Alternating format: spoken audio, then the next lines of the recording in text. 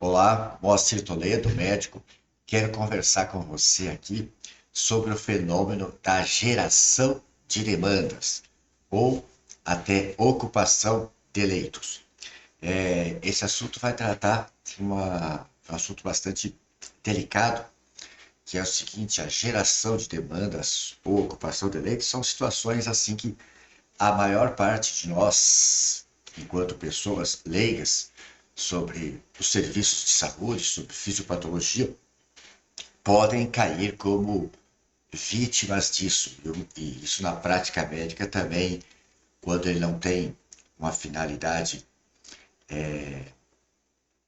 tão declaradamente assim, financeira, especulativa, é chamado de nocebo. Quando o profissional de saúde, o médico principalmente, exagera nos sintomas, ou no diagnóstico, ou no prognóstico, na gravidade de um problema de saúde do paciente, para conseguir vender serviços.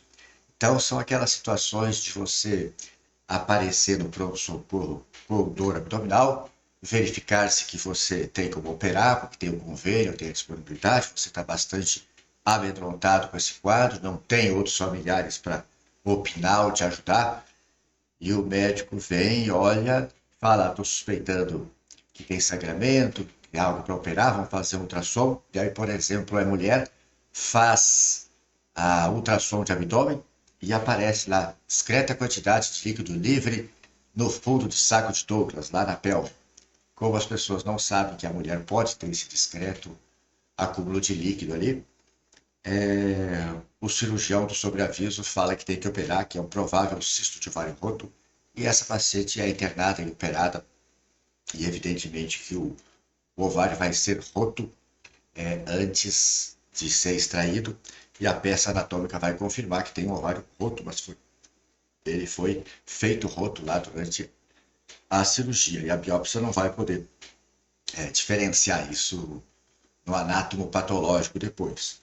Ou então situações que são suspeitadas doenças graves, que precisam de um exame caro, de um exame de imagem, para ser feito esse exame, ser faturado esse exame, muitas vezes na própria clínica do profissional ou com a clínica parceira, onde esse profissional poderá, suspeita-se que tenha participação nos honorários pagos àquele estabelecimento. E o fenômeno da ocupação de leito é uma coisa que a gente vai aprendendo com o tempo, ao longo dos anos. Eu vou mostrar um caso aqui na tela logo em seguida, para você verificar. Quando o médico é responsável por uma enfermaria, tem o sobreaviso dele naquele dia ou naquela semana. Habitualmente, por exemplo, a psiquiatria, o médico fica cuidando dos pacientes psiquiátricos naquela semana, na outra semana é outro, é o chamado sobreaviso. Tem intercorrência, ele é chamado lá, ele passa a visita diariamente nesses pacientes, dá alta, interna outro, que deu entrada pelo pronto-socorro ou foi transferido. E assim é na cardiologia, na infecto, cada especialidade num hospital de clínicas, num hospital geral, vai ter diferentes especialidades internando naquela semana. Tem sobreavisos que são mais curtos, outros mais longos, mas normalmente uma semana de sobreaviso em cada especialidade. E enquanto trabalhava em pronto-socorro, eu pude observar que certas semanas o pronto-socorro ficava, por exemplo, cheio de pacientes graves, internados, mas que tinham que permanecer no pronto-socorro porque não havia vaga na enfermaria. E durante a madrugada, algum paciente não dorme, tem vômito, tem alguma intercorrência, uma descompensação de algum sinal vital, a enfermeira coordenadora chama o médico que está de plantão no pronto-socorro para ver esse paciente de urgência e tomar uma conduta, para não ter que chamar o médico assistente, que normalmente vem só para visita diária, né? E chegando lá na enfermaria de cardiologia, verificava que a paciente estava lá muito bem, estável, internada, por exemplo, com crise hipertensiva. E você olhava a papeleta e verificava todos os registros de enfermagem, a pressão normal, a paciente colocada como sem queixa, se alimentando bem, exames no prontuário, todos bons, e nada da gente conseguir internar os pacientes do pronto-socorro. e aí tinham que ficar sendo passado visita por nós que estávamos de plantão no pronto-socorro. E eu aprendi que isso era o fenômeno da ocupação de leito. O médico ocupa leitos da enfermaria, que ele é responsável, com pacientes que a gente fala no popular, pacientes filé, pacientes que não vão complicar, que estão bem. Assim, ele paga de bonzinho para os familiares desse paciente, para esse paciente, que o paciente nem está tão grave assim, ele pratica um certo nocebo, mas fala que há risco de descompensação, que é melhor observar, ter mais cuidado, ou seja, ele trata bem esse paciente, mantém internado, e assim ele não precisa internar pacientes instáveis mais graves.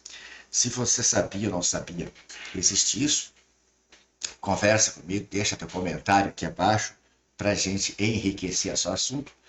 Eu estou deixando aqui as minhas redes sociais para você seguir e quero lembrar que fica fixado aqui em mostrar mais na descrição do vídeo um link para o meu site onde você vai encontrar todas as redes sociais para se inscrever e também é fixado no primeiro comentário. Esse mesmo link tem como você se inscrever com o teu melhor e-mail para você receber conteúdos de como você melhor utilizar os serviços de saúde em teu benefício. E vamos lá para a minha tela que eu vou te mostrar algumas coisas aqui. Aqui no meu site eu quero te mostrar que a gente tem várias coisas para visitar e o principal que eu quero te mostrar aqui nesse local de procura, de busca, você pode digitar medicamentos mortais e clicar aqui, você vai chegar nesse artigo aqui, ó, os médicos e a indústria farmacêutica, você clica para entrar no artigo e você pode ler. E aqui a capa desse livro, Medicamentos Mortais e Crime Organizado. Eu te sugiro que você clique aqui, você vai ter acesso a adquirir o PDF desse livro. Você pode ler pelo menos os 2 capítulos iniciais, você vai ficar impressionado com o que nós estamos à mercê com os interesses da indústria farmacêutica. Não é de um tudo ruim, a indústria farmacêutica tem muitas benesses, muitas coisas boas nos ajudaram a respeito de medicações, de remédios, para controlar nossos sintomas, mas você vai aprender que existe muito pouca coisa curativa entre os remédios, que é tudo mais para controlar os sintomas, e que a gente precisa de muito mais investimento em mudanças do estilo de vida, em correção da nossa fisiologia, em praticar hábitos saudáveis para a gente conseguir afastar as causas das doenças, dos sintomas que a gente tem e não confiar só em medicamentos. Nesse livro, o autor é um grande cientista responsável, um dos responsáveis pela criação da colaboração Cochrane, que faz análise de trabalhos científicos e critica esses trabalhos.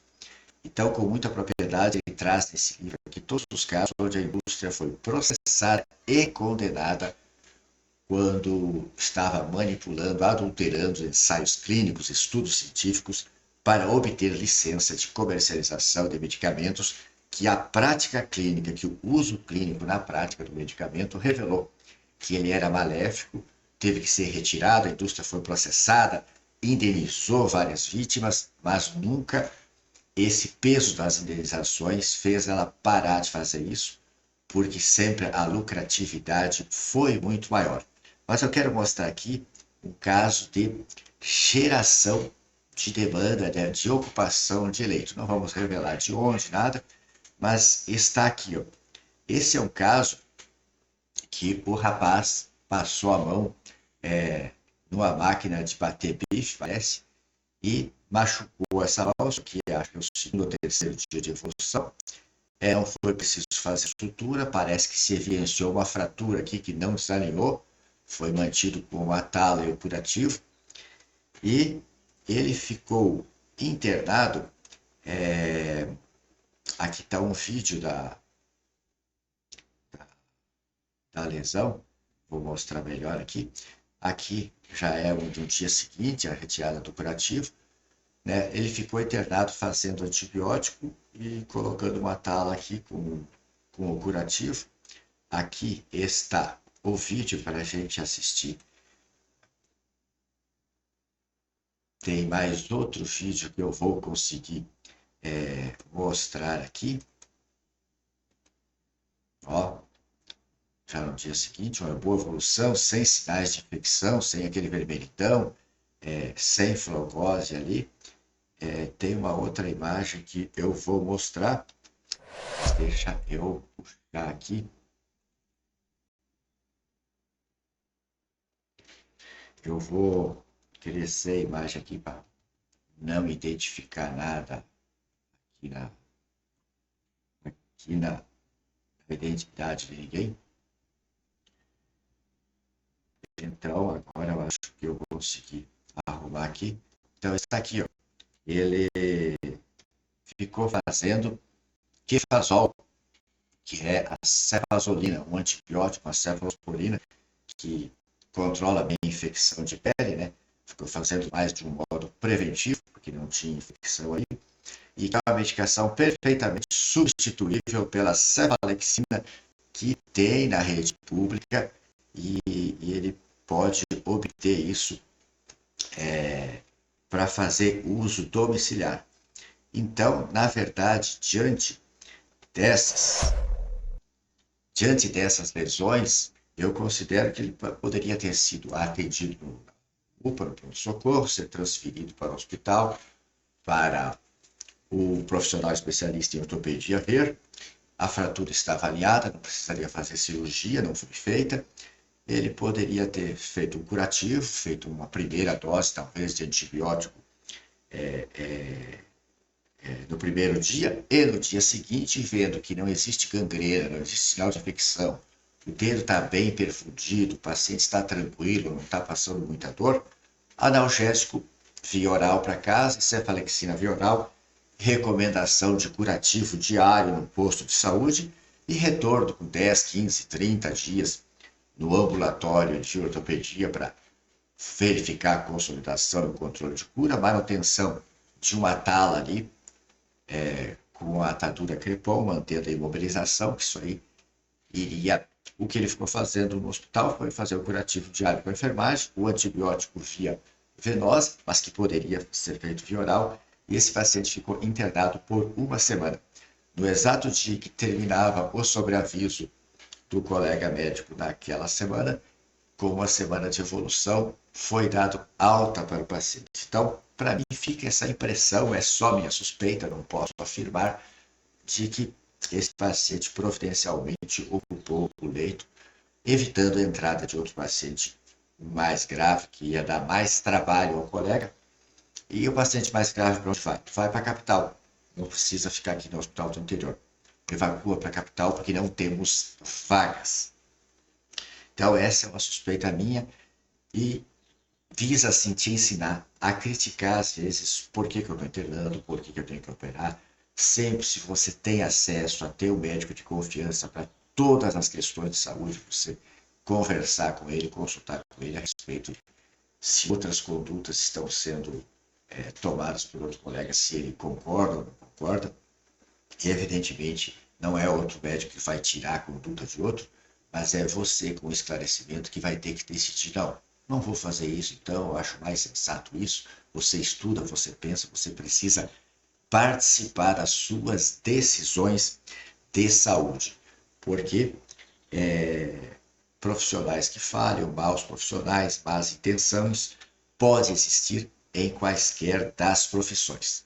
Então, se você gostou, por favor, dá teu like. Se não gostou, pode dar o dislike. E eu espero seus comentários aqui abaixo para a gente enriquecer essa discussão. E não esquece de fazer a tua inscrição aqui no canal para seguir e obter conteúdos de valor para a condução da tua saúde. Muito obrigado e até o próximo vídeo.